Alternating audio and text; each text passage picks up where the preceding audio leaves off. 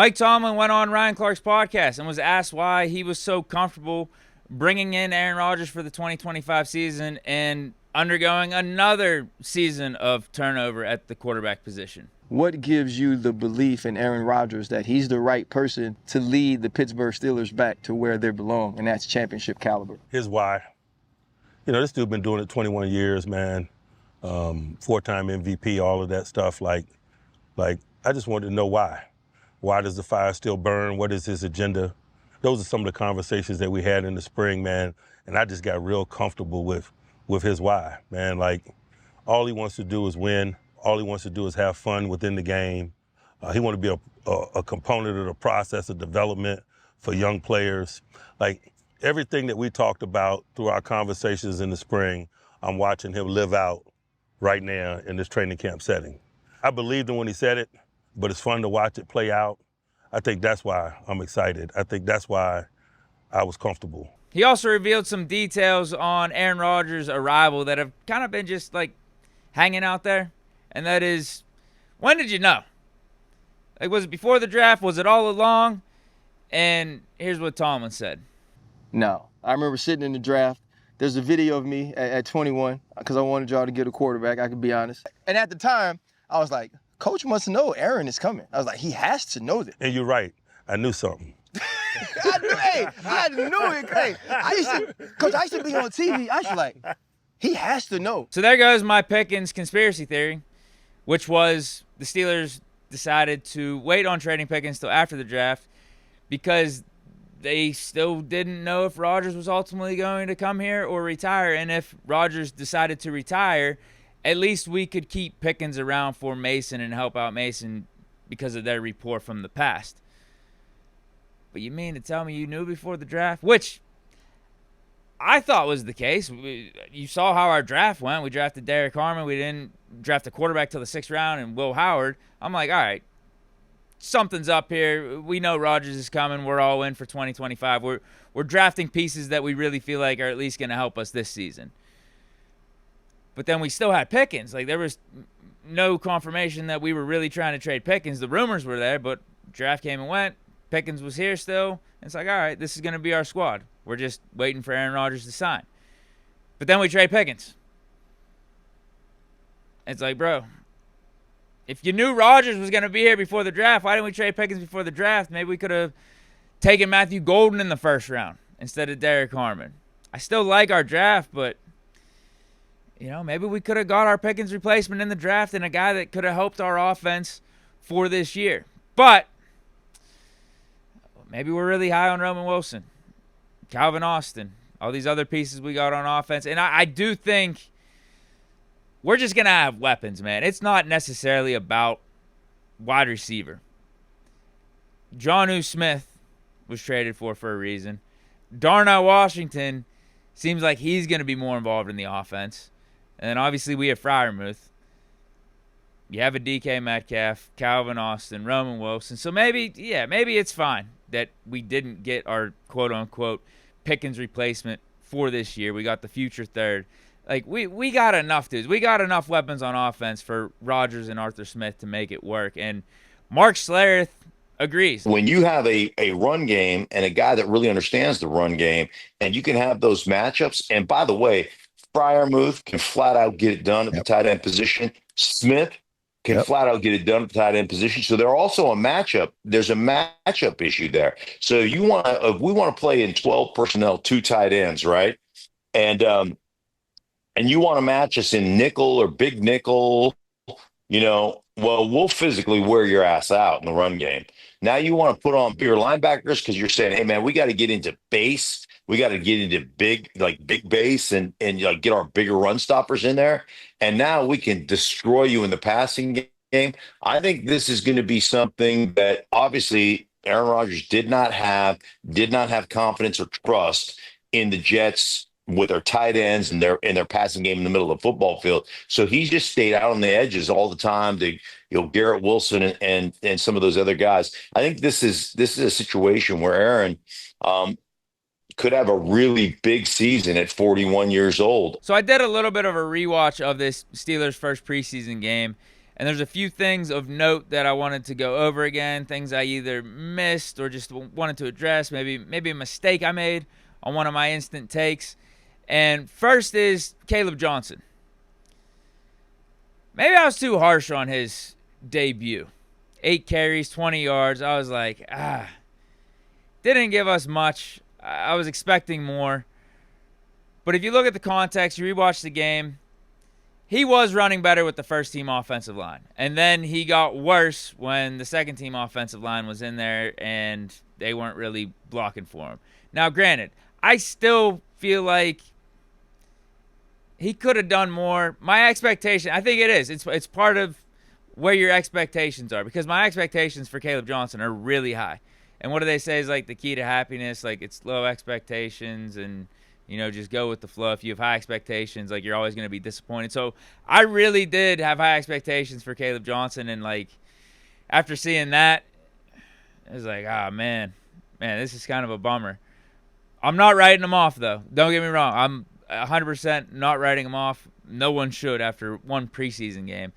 But I have a lot of faith that Kaleb Johnson is going to be a big upgrade over Najee Harris.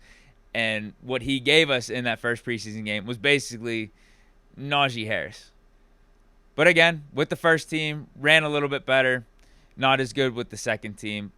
I was just hoping for pop. I was hoping for something. I was hoping for playmaking, him being able to overcome some of that stuff with the second offensive line. Just wasn't able to do it. But we'll see what he does second preseason game, and we'll obviously wait and see what he does in the regular season when it really counts.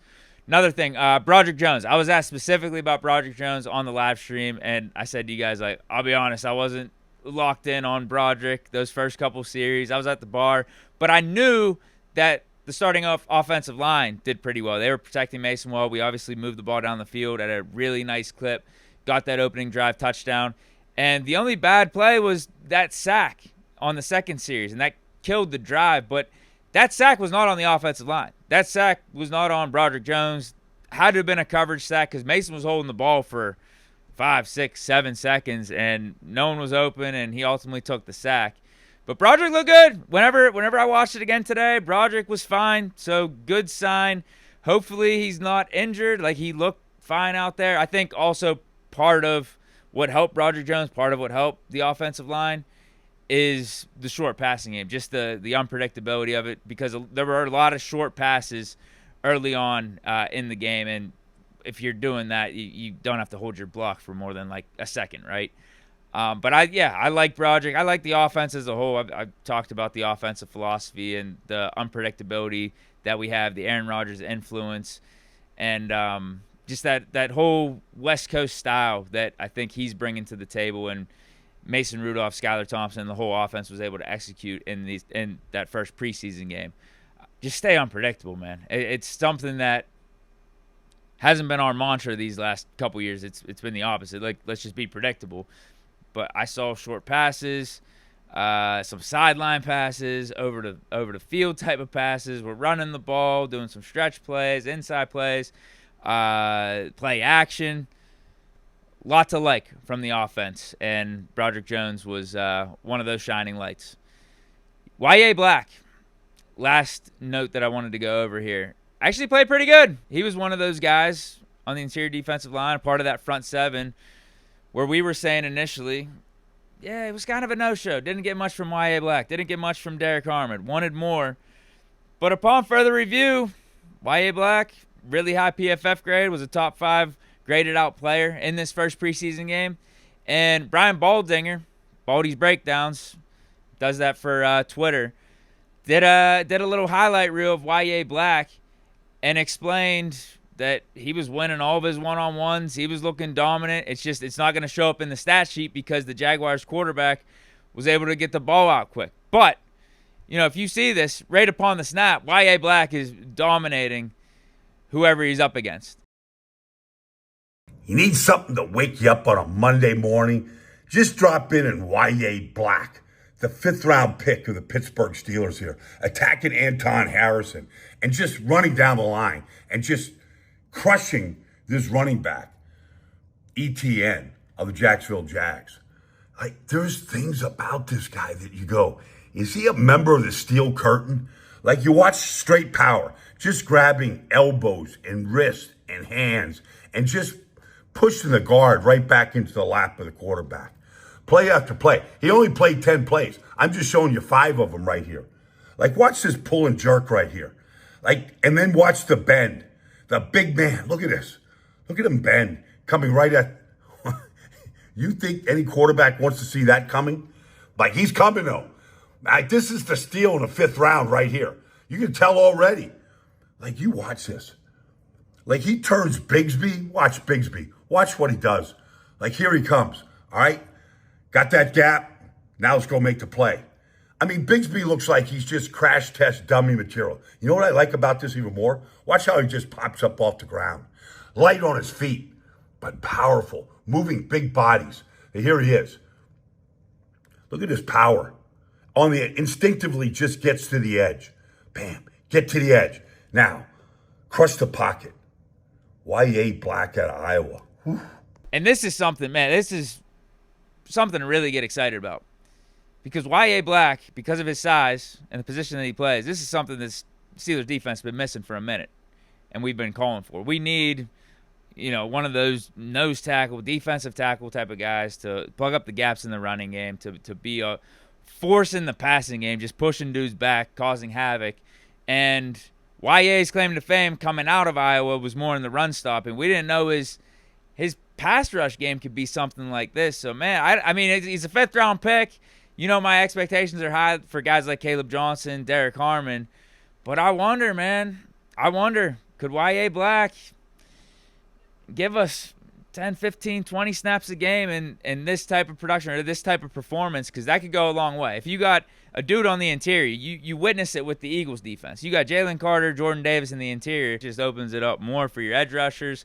And then obviously that helps the back end with the secondary, and everything's cohesive. Everything's working in unison. And you can actually get away with potentially only rushing 3 or rushing 4, like what we've been trying to do, but our guys haven't been winning their one-on-ones to that clip.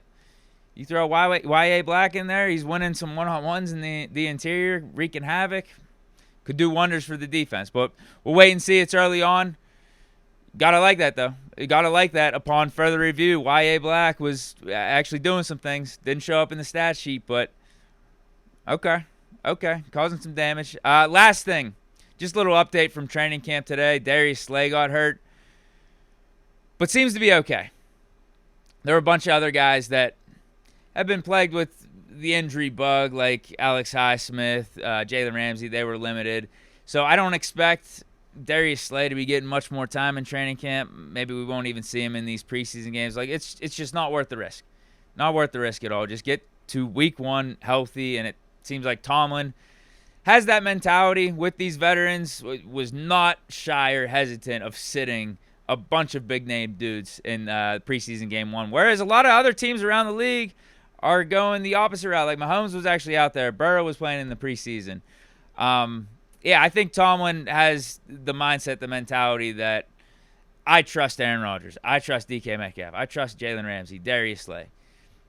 Just make it to week 1. You've been there, done that. You know what it takes in these regular season games when it really starts to count. Just be healthy. I'm not going to try to put you behind the 8 ball by forcing the issue and really trying to take extra risk when we're just, a couple training camp practices away and 2 preseason games away from week 1 actually happening. But that is it for today's show. Let me know your thoughts on everything discussed down in the comments, and we'll be back tomorrow. Stay chilling. Peace.